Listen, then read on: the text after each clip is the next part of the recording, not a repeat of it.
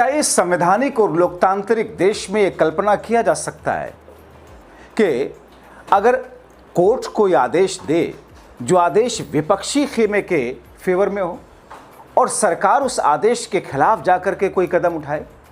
आखिर बंगाल में ममता बनर्जी के गुट को कलकत्ता हाई कोर्ट से राहत मिलने के बाद, ख़ास तौर पर ममता बनर्जी के जो बैंक अकाउंट उनकी पार्टी के रहे हैं उसका इस्तेमाल करने की इजाज़त मिलने के बाद, आखिर क्यों भारतीय जनता पार्टी ने पुलिस और ईडी के ज़रिए टीएमसी के कुछ और खातों को फ्रीज कराया?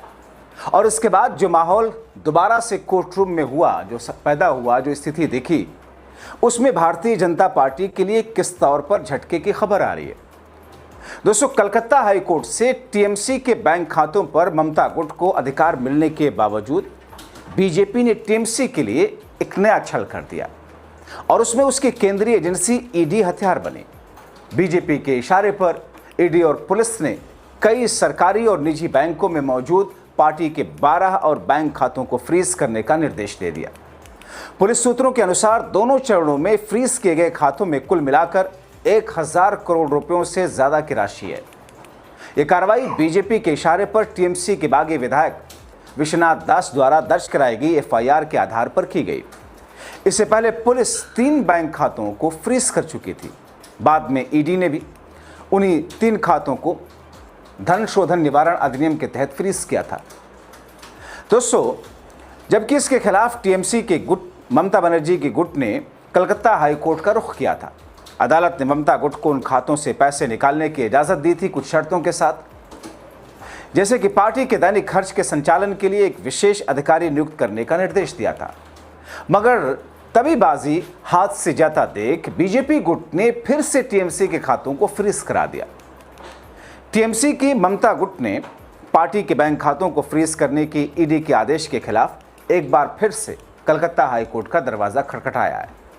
दोस्तों, न्यायमूर्ति कृष्ण राव की अदालत में ममता गुट की ओर से अधिवक्ता किशोर दत्ता ने इस मामले का उल्लेख करते हुए तत्काल सुनवाई की अनुमति मांगी। अदालत ने याचिका दायर करने की अनुमति दी। ममता गुट की टीएमसी की तरफ से अदालत को यह बताया गया कि राज्य पुलिस द्वारा फ्रीज किए गए 3 बैंक खातों के मामले में हाईकोर्ट की दूसरी पीठ पहले ही अंतरिम राहत दे चुकी है, लेकिन अब धन शोधन निवारण अधिनियम के तहत ईडी ने भी इन्हीं खातों को फ्रीज कर दिया, जिससे पार्टी की परेशानी बढ़ गई है।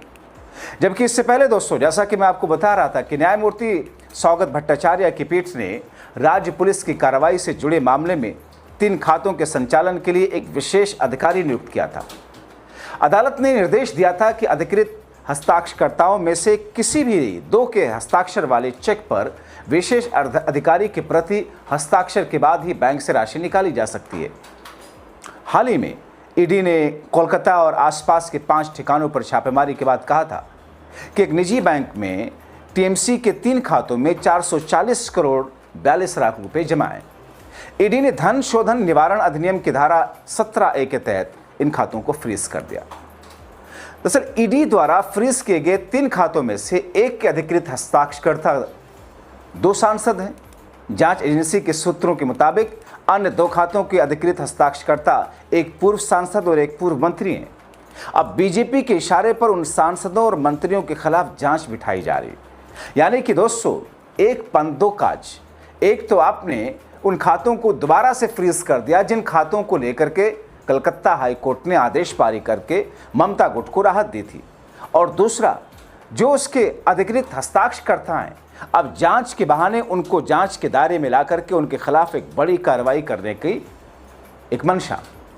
इससे पहले ममता बनर्जी की पार्टी टीएमसी को कलकत्ता हाईकोर्ट से जो राहत मिली थी, जिसके बाद बीजेपी ने फिर से यह कार्रवाई कराई कि एक दिन पहले ही ममता गुट को हर दिन के खर्च के लिए बैंक खातों को ऑपरेट करने की इजाज़त दी गई थी। अकाउंट्स को जिसे हाल में फ्रीज किया गया था और पूरा का पूरा मामला कोर्ट पहुंचा था।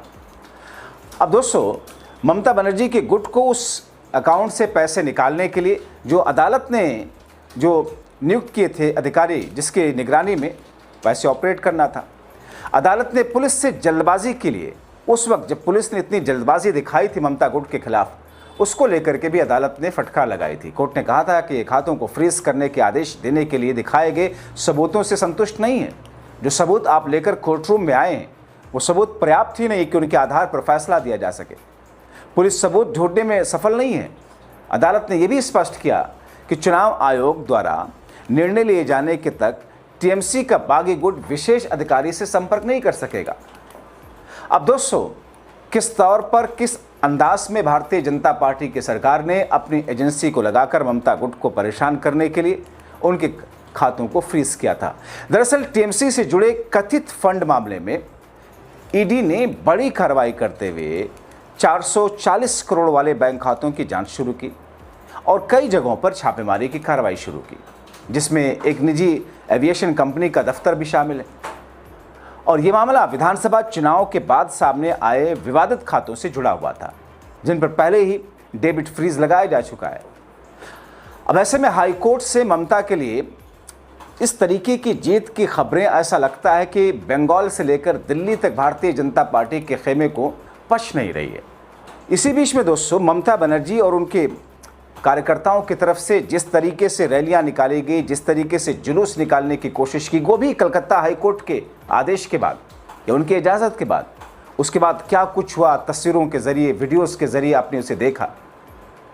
अब दरअसल दोस्तों, जो 3 अकाउंट थे टीएमसी के, उन 3 अकाउंट को जो पहले फ्रीज किया गया था, जिसे कलकत्ता हाईकोर्ट ने जिसे ओपन करने के लिए कहा, और उन्हीं 3 अकाउंट को दोबारा से ईडी ने फ्रीज कर दिया।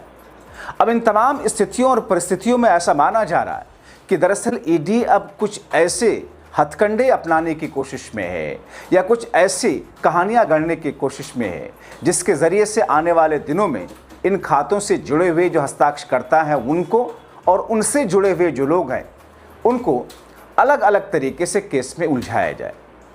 लेकिन अब दोबारा से ममता गुट का कोर्ट की तरफ जाना, रुख करना और कोर्ट का उसकी सुनवाई के लिए तैयार होना, ये दर्शाता है कि आने वाले दिनों में बीजेपी का ये मंसूबा भी शायद इस पर पानी फिर जाएगा। दोस्तों, दरअसल ईडी क्या कहती है कि दरअसल बैंक खातों से हेरफेर की गई। हेरफेर करके एम्ब्रियर विमान और अगस्ता वेस्टलैंड हेलीकॉप्टर खरीदे जाने का मामला बीते दिनों कोलकाता में कई जगहों पर उसी मामले के तहत कार्रवाई की गई। अधिकारियों का कहना है कि कोलकाता में करीब 5 ठिकानों पर रेड की गई, जिसमें केयरवेल ग्रुप ऑफ कंपनीज के ठिकाने भी शामिल थे। एक केयरवेल एविएशन नाम से प्राइवेट जेट किराए पर देता है।